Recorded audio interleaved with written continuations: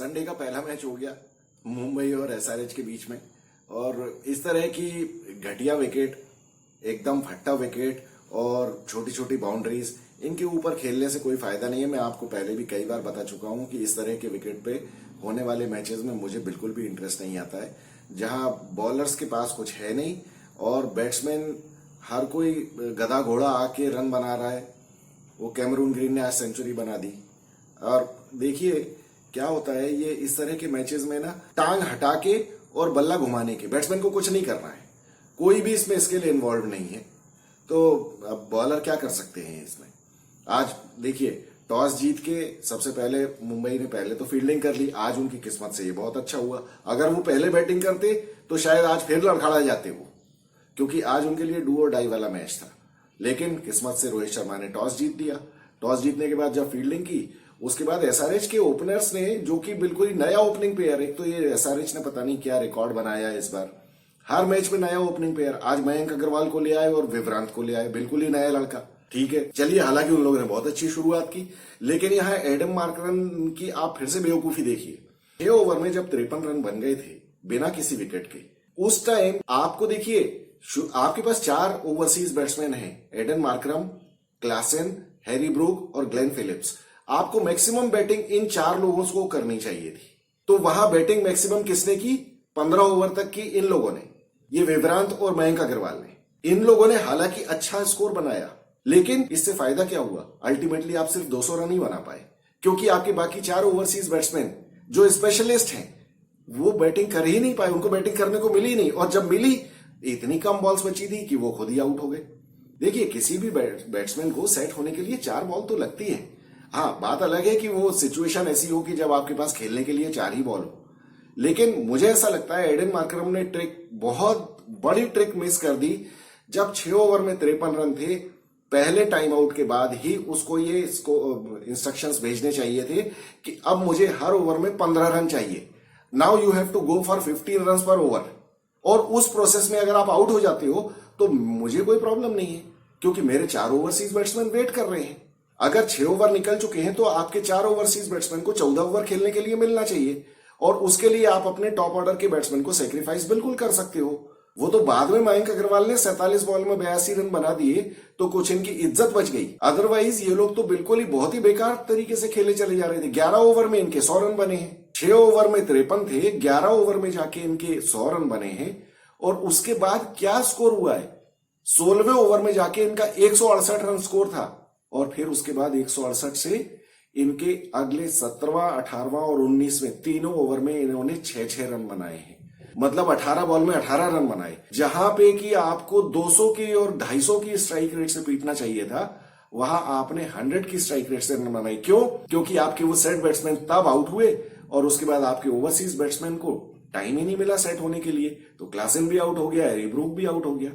Markram ने वो तो आखिरी बॉल पे एक छक्का मार दिया, जिस वजह वो जॉर्डन की बॉल पे, जिसकी वजह से 200 रन हो गया। अदरवाइज ये लोग तो 190 भी इनको पार करना मुश्किल हो रहा था। पता नहीं, एडन मार्करम वहां साउथ अफ्रीका की आईपीएल जीत के आया है, और ये अंडर 19 में साउथ अफ्रीका का वर्ल्ड कप का वो भी रहा है कैप्टन। पता नहीं क्या, इसको तो बिल्कुल 2 पैसे की समझ नहीं है क्रिकेट खेलने की। क्या करते हैं ये लोग, और कौन लोग इनको कप्तान बनाते हैं। खैर, एसआरएच तो डिजर्व करती है। वो इस तरह के गलत डिसीजंस वो जब लेते हैं, मतलब डेविड वार्नर को हटा के इनके पल्ले पड़ा है एडन मार्करम, तो ये यही डिजर्व करते हैं। इनके साथ यही होना चाहिए। आखिरी नंबर आया है इनका इस बार, बहुत अच्छी बात है। चलिए, भुगतने दीजिए। फिर बाद में मुंबई के पास तो कुछ था ही नहीं, मुंबई ने आते साथ ही पिटाई शुरू की। हालांकि रोहित शर्मा बहुत ही गंदा खेला आज, इस विकेट पे भी वो नहीं खेल पा रहा है। वो कहने को आज भले उसने 50 बना दी है, लेकिन ये कोई, इससे मुझे लगता नहीं है कि इंडिया का कुछ होने वाला है वर्ल्ड चैंपियनशिप में। हालांकि वो 2 डिफरेंट फॉर्मेट्स हैं, लेकिन वो एक मोर डिफिकल्ट फॉर्मेट है। अगर कोई मुझसे कहे कि आप T20 को टेस्ट मैच से कंपेयर नहीं कर सकते, तो भाई साहब, T20 is an easier format of cricket.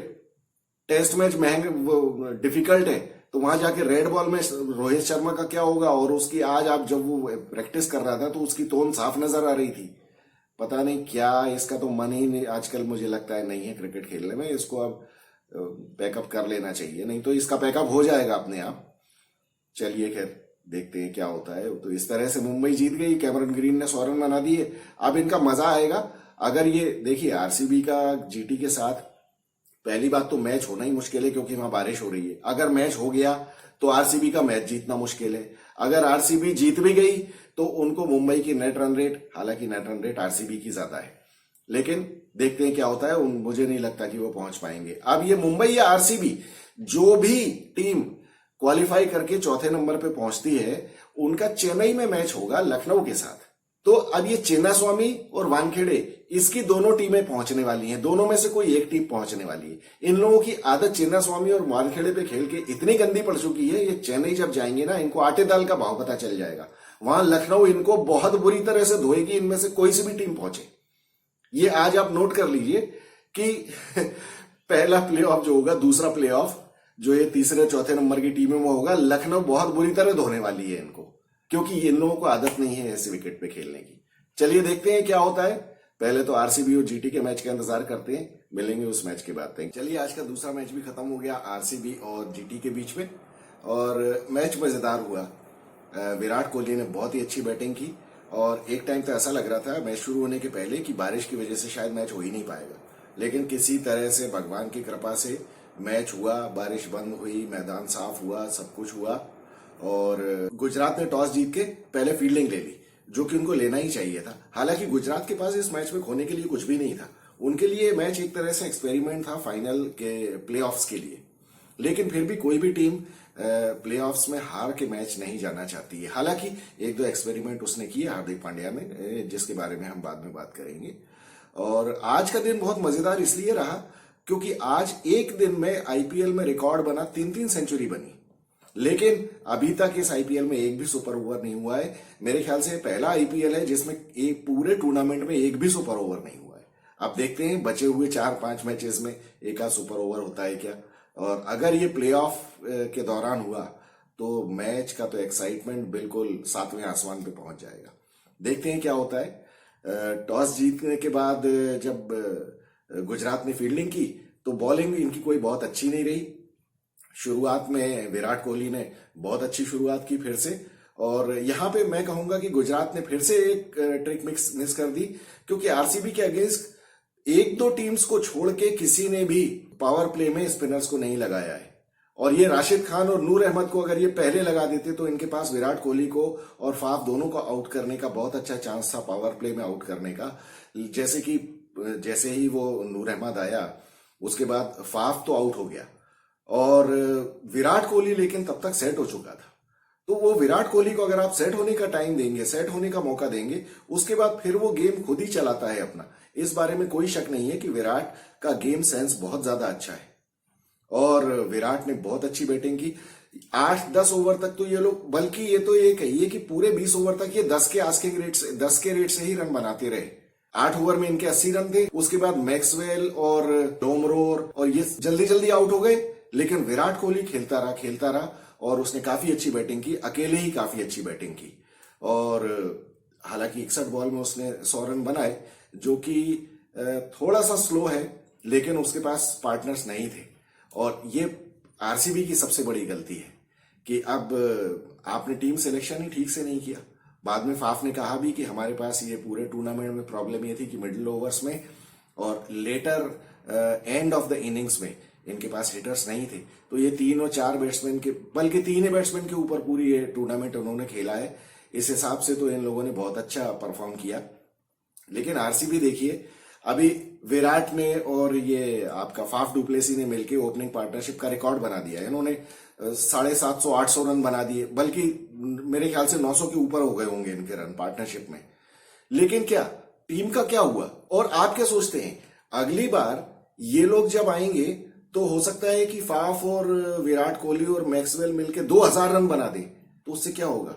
RCB जीत जाएगी। ये फिर भी हारने का कोई ना कोई तरीका ढूंढ लेंगे। ये हमेशा ऐसे ही करते हैं। मुझे तो ऐसा लगता है ये अगली बार अब जब ये इकट्ठे होंगे, वो कौन सा दिन होगा? वो दिन होगा जब ये अपनी नई जर्सी लॉन्च करेंगे, उस पर फिर 5-6 करोड़ रुपए खर्च करेंगे, 1-आध लाख स्पेक्टेटर्स को बुला लेंगे स्टेडियम में, और फिर उसके बाद वो नतीजा ढाक के 3 पात। विराट कोहली खूब रन बनाएगा, फाफ खूब रन बनाएगा, सब खूब रन बनाएंगे, और अल्टीमेटली प्ले ऑफ के लिए स्ट्रगल हो जाएगी, जैसे कि आज हुई। तो ऐसे खेलने का क्या फायदा है? मुझे तो लगता है ये लोग बस अब यहां से जो गए आज, इसके बाद ये आईपीएल नेक्स्ट जर्सी लॉन्च पे ही इकट्ठे होंगे।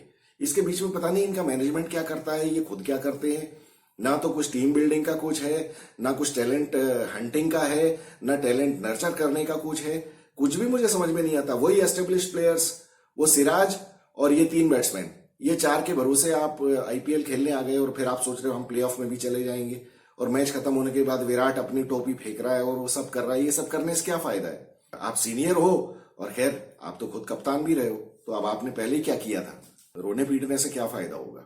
और 61 बॉलों में 101 रन विराट ने बनाए। उधर शुभमन गिल जो चला तो उसने 52 गेंदों में 104 रन ठोक दिए।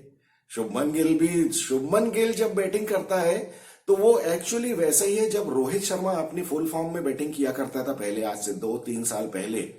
तो वो लगता ही नहीं था कि वो एफर्ट कर रहा है बैटिंग के लिए। शुभमन गिल की बैटिंग स्टाइल बिल्कुल वही है, और मेरी तो भगवान से प्रार्थना है कि वो उसका दिमाग ठिकाने रखे और वो मेहनत करता रहे, तो वो बहुत ऊंचाइयां छूने के लिए बिल्कुल तैयार है। तो अभी तक तो ऐसा लगता है काफी ह्यूमिलिटी है उसमें, उसके बात करने के अंदाज से लगता है, और जितना हार्ड वर्क कर रहा है उसके हिसाब से मुझे लगता है कि वो काफी आगे जाएगा। गुजरात को बीच में हालांकि 25 रन पे इनका पहला विकेट गिरा, साहा आउट हो गया। आज साहा के बल्ले में बॉल ही नहीं आ रही थी। फिर उसके बाद लेकिन विजय शंकर के साथ मिलके सेकंड विकेट फिर 148 पे गिरा, मतलब 123 रन की पार्टनरशिप इनकी हुई। हालांकि 35 रन पे 52-53 रन उसने विजय शंकर ने बनाए फाइनली आउट होने के पहले, लेकिन उस पागल को तो आज बॉल उसके बल्ले में आ ही नहीं रही थी। बीच में उसने बैट भी बदला, और मेरे ख्याल से बीच में एक बार तो उसने पवेलियन की तरफ इशारा भी किया कि मैं क्या वापस आ जाऊं, क्या करूं क्या नहीं करूं। लेकिन हार्दिक पांड्या ने उसको वापस बुलाया नहीं। उसने कहा तू बेटा लगा रहे भाई, वही लगा रहे, क्योंकि देखिए लगे रहने के अलावा और कोई चारा नहीं है। और ऐसे में बैट्समैन जब इतना हताश हो जाता है तो फिर तो उसे एक टांग हटा के और बल्ला घुमाना चाहिए। लेकिन वो पता नहीं क्या आड़ा बल्ला मार रहा है, कुछ कर रहा है। उसके बल्ले में आज बिल्कुल बॉल नहीं आ रही थी। वो तो किस्मत से उसके कुछ 2-4-5 शॉट पड़ गए, अदरवाइज बीच में तो उसके खेलने की वजह से शुभमन गिल के ऊपर प्रेशर बहुत ज्यादा आ गया था।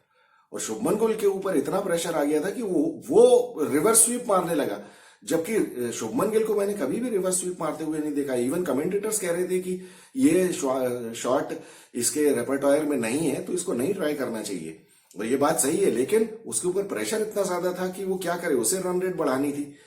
तो एक टाइम तो इनकी हालत बड़ी खराब हो गई थी, मतलब इनको 40 बॉल में 70-75 रन बनाने थे, और हालांकि इनके 3 ही विकेट हुए थे, लेकिन आस्किंग रेट बहुत ज्यादा थी। और आस्किंग रेट जब सामने होती है तो प्रेशर कभी भी बढ़ सकता है आपके ऊपर। इसमें भी लेकिन आप ये देखिए कि विजय शंकर के आउट होने के बाद हार्दिक पांड्या ने एक बहुत अच्छा डिसीजन लिया कि उसने दसुन शनाका को भेजा।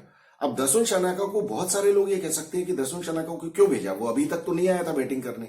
लेकिन देखिए जब आप प्लेऑफ्स में जा रहे हैं तो आपको बेंच स्ट्रेंथ में किसी स्ट्रांग प्लेयर को ट्राई करना बहुत जरूरी है, क्योंकि आप डायरेक्ट आपको नहीं पता। अब यहां से सारी टीमें स्ट्रांग मिलने वाली हैं आपको, और अगर मान लीजिए आप कोई मैच फंस गया तो वो बैट्समैन तब जाएगा जब वो पूरे टूर्नामेंट में एक बार भी बैटिंग करने गया ही नहीं है। तो हो सकता है कि उसके हाथ पैर फूल जाए। इसके लिए उसने दसुन शनाका को पहले भेजा, फिर उसके बाद डेविड मिलर और राहुल तेवतिया। आज जो है वो राहुल तेवतिया से आज गड़बड़ हो गई, क्योंकि वो जैसे आइसमैन कहलाता है, आज उससे बॉल मतलब उसका डिसीजन गलत रहा शॉट सिलेक्शन का। वो जो हर्षल पटेल का जो ओवर जो उसने फेस किया है 19वां ओवर, उसमें उससे बॉल टच नहीं हुई। या तो आप इसको ये कह लें कि हर्षल पटेल ने अच्छी बॉलिंग की, क्योंकि वो दोनों एक दूसरे के खिलाफ काफी खेलते हैं, तो एक दूसरे के वो दांव पेच जानते हैं, तो इस वजह से। लेकिन फिर भी आखिरी में शुभमन गिल ने छक्के वक्के मार मूर के सब हिसाब किताब बराबर कर दिया, अपनी सेंचुरी भी पूरी कर ली। तो इस तरह से आरसीबी की तो बहुत इमोशंस को बड़ा धक्का लगा, आरसीबी के फैंस का भी दिल टूटा। हमारे लिए तो न्यूट्रल मैच था, लेकिन हमको शिकायत आरसीबी से यही है कि ये लोग बहुत बेसिक गलतियां करते हैं। देखिए कितने मैचेस इन्होंने ऐसे खेले हैं जिसमें पहला विकेट गिरने के बाद कभी ये आपका अनुज रावत आ रहा है, तो कभी महिपाल लोमरोर आ रहा है, फिर जो 5वें नंबर पे हर्षल पटेल आ रहा है बैटिंग करने, फिर कभी शाहबाज अहमद आ रहा है बैटिंग करने। इन लोगों ने बहुत सारे मैचेस का कचरा किया है। दूसरी बात, मुंबई और आरसीबी इन दोनों के लिए बहुत बड़ी सीख है कि आप लोग अपने घर पे ऐसा फट्टा विकेट बना के रखते हो कि आपका होम एडवांटेज ही आप खो देते हो। आपके घर के फट्टे विकेट पे जब आपके साथ मैच होता है तो फिर वो मैच पूरा टॉस के ऊपर डिपेंड करता है कि अगर आप टॉस हार गए और आपकी पहले बैटिंग आ गई तो फिर आपका मैच हारना तो पक्का है। जैसा कि ये मुंबई और ये आरसीबी दोनों इस बार कितने मैचेस खुद अपने घर में हारे हैं। तो आपने होम एडवांटेज ही नहीं रखा तो फिर आप क्या करोगे आईपीएल में। ये तो कम से कम आपको रखना चाहिए, लेकिन उसके लिए छोटे ग्राउंड और फट्टे विकेट तो फिर क्या हो सकता है। फिर तो टॉस के ऊपर ही डिपेंडेंट है और ऊपर से ओस भी आती है। तो इन लोगों को समझना सीखना जरूरी है। देखते हैं नेक्स्ट ईयर ये आरसीबी और मुंबई दोनों क्या करते हैं। हालांकि मुंबई तो किस्मत से पहुंच गया प्लेऑफ में, लेकिन मुझे नहीं लगता कि इनका कुछ होने वाला है। चेन्नई में स्पिनिंग विकेट होगा और लखनऊ इनकी बैंड बजा के इनको घर भेज देगी। तो देखते हैं अब क्या होता है। परसों तो अब जीटी और चेन्नई का मैच है। अब पता चलेगा कि जीटी किस तरह से खेलती है और सीएसके कैसे जीटी के थ्रेट को नलिफाई करते हैं। मिलेंगे मैच के बाद। Thank you so much.